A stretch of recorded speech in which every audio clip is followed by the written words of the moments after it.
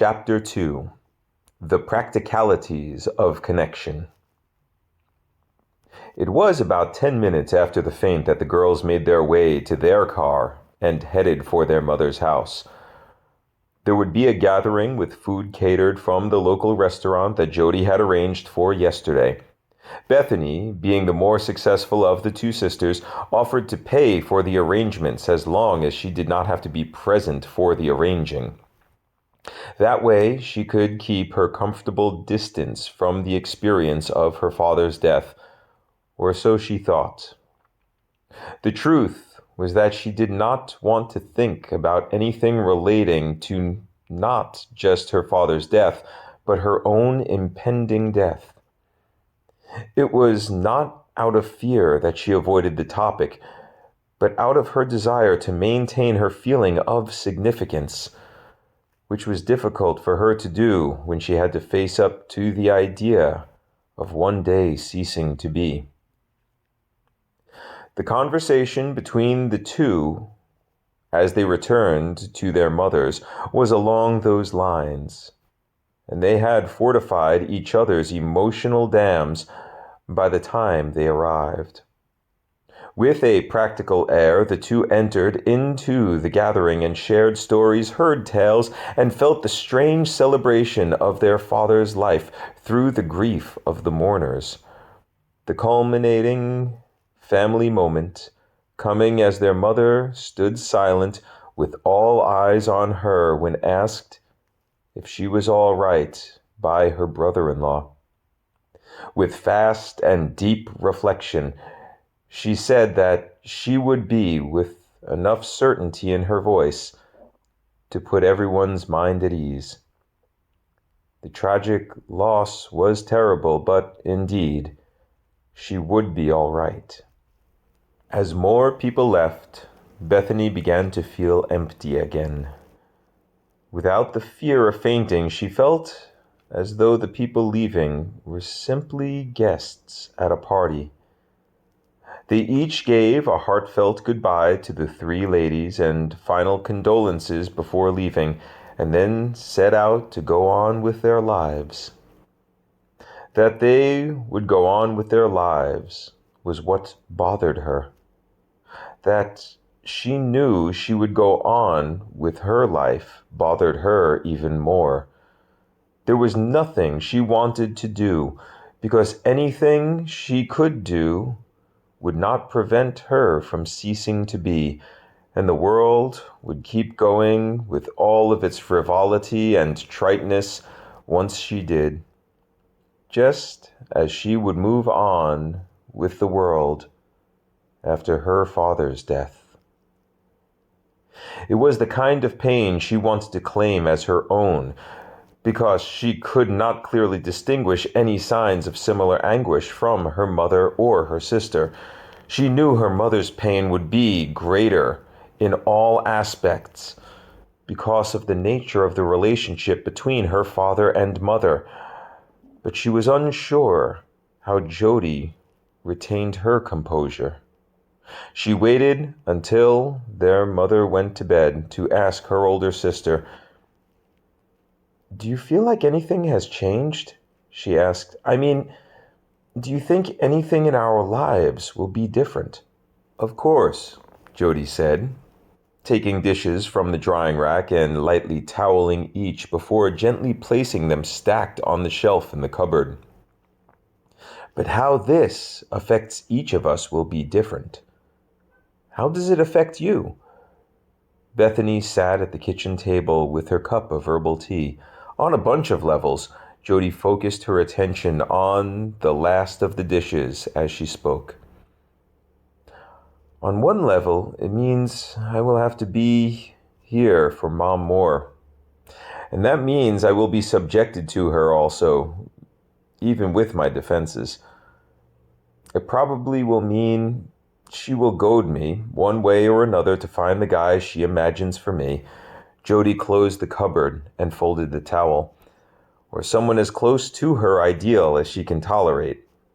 She really does want to be a grandmother," Bethany said prior to a sip of tea. "Yeah, and you better be prepared. To have her use that Dad was never a grandfather to guilt us, Jody said, pouring some tea from the kettle into her cup. Bethany was surprised at her sister's candor regarding the emotional tactics of their mother, and looked at her cup as Jody sat at the table across from her. On some level, I feel guilty already for it, but I know Dad always wanted us to take our time in that department.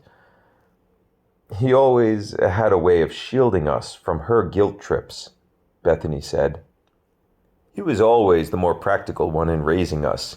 He always wanted us to develop on our own terms. Jody took a sip. So how are you going to deal with Mom? I'll deal with her as I have to. I will keep my life with work, but I will visit more often. She needs to go out a few more times with me, I think, on walks, to shows or movies, before she goes out with her friends or on her own. God, could you imagine her on a date? Bethany said, regretting immediately that she mentioned it on the night after their father was buried.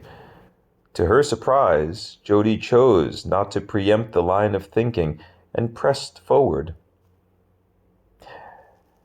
She may need a careful reintroduction before we release her back into the wild, Jody joked. Bethany was silent. What is it? I'm just surprised. How can we be talking about her dating already? You brought it up, Jody said. I know, Bethany admitted without indignation. It just seems like the next logical concern. And I don't know why I am so shallow as to think of it already. It's not shallow, Beth. It's what we need to think about, Jody said. Even if just to distract us from the loss. It just seems so trite to me, Bethany said, and took a large sip of tea. I mean, Dad died just 3 days ago, and what we go through to move on makes his death seem so small. His death was small in comparison to the rest of life. Bethany was grateful for the expressed sentiment from her sister, yet was compelled to continue on with her train of thought. But it's like we are seeking to distract ourselves with shallow and meaningless thoughts and actions, she corrected herself upon seeing her sister's facial expression. Not meaningless, but not as meaningful as Dad's death. I mean, he's just in the ground today. She heard her voice crack. And we're one step away from discussing Mom's dating attire. She folded the mounting feeling of sadness in on itself to create the bizarre giggle that accompanied the tear on her right cheek. Jody reached across the table and touched Bethany's arm. Hey, I know it seems silly and shallow, but that's what life consists of. And the best we can do in remembering Dad is to be the living reminder to others. Jody leaned back. We live well and people remember our father through our presence. The alternative is to become shut-ins who gain remembrance for Dad by only pity for our situation. It really is that simple to everyone? I don't know about everyone, but that's what I keep in mind. I keep it simple so I don't become crippled by the sadness because I do miss him. Jody looked at her teacup. And I will miss him more as the years go on, I know. She looked into her sister's eyes. But if I gave in to my own feeling and entertained only that feeling, then I would be selfish. And Dad didn't raise us to be selfish, but to be strong enough to stand on our own and rule ourselves. Bethany looked at her sister and pondered the dichotomy of her stance. Jody was wading into the distractions and justifying her actions by claiming she could not swim productively in the depths of the emotion. Bethany envied her sister for her honesty and pitied her for not letting herself be overtaken by the sadness, regardless of Jody's reasons for avoiding it. She could easily get into the common philosophical dispute the sisters enjoyed with each other regarding the nature of autonomy, and if self-rule could be possible. But even that debate seemed insignificant in the course of life for her now. She had partaken of such conversation prior to her father's death and needed something to signify the change in her life.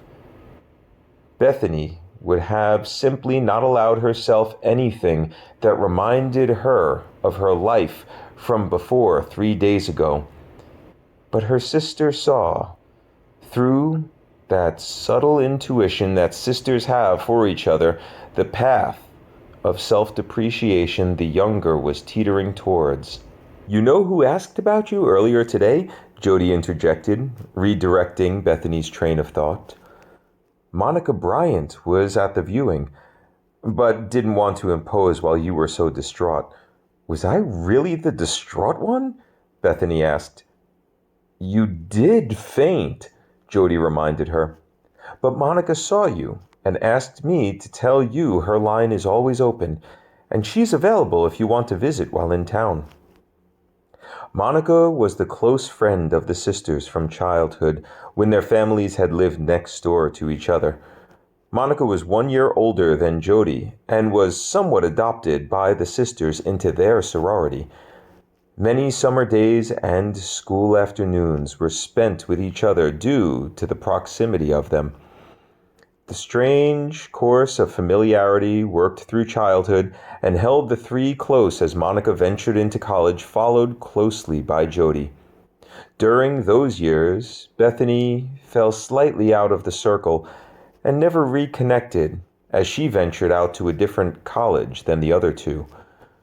Monica and Jody had stayed close, and both still lived in their hometown, keeping the sisterhood alive and granting a character of generational continuity to the moderately sized community. Bethany had joined the international marketing and media company right out of college and moved to the big city on the coast. She traveled much and did not return to her hometown for more than the New Year holiday last year. She wondered if she should attempt to reconnect with her childhood friend and perhaps find some substance to a stylistic and shallow world.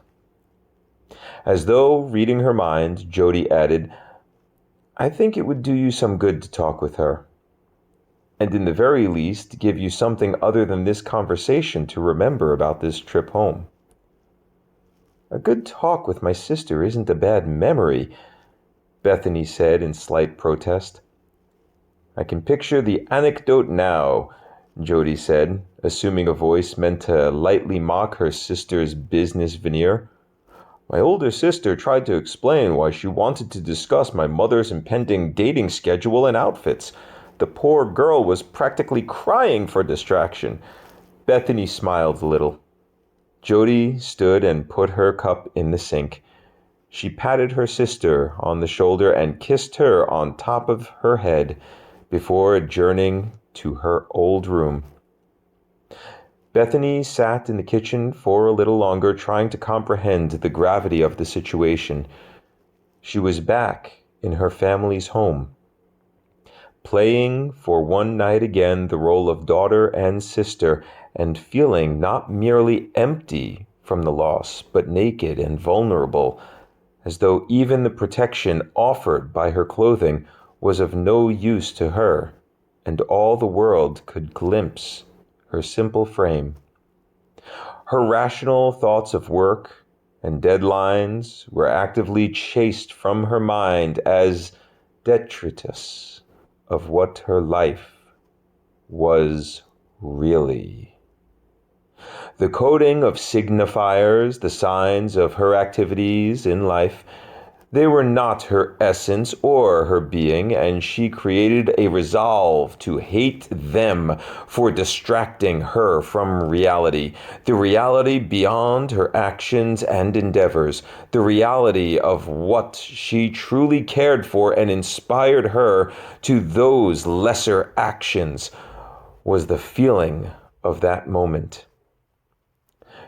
She held to it tightly and became reflective, glimpsing her sister taking to her old room next to her parents' bedroom, in which her mother lay on the bed that would never again hold the happy couple.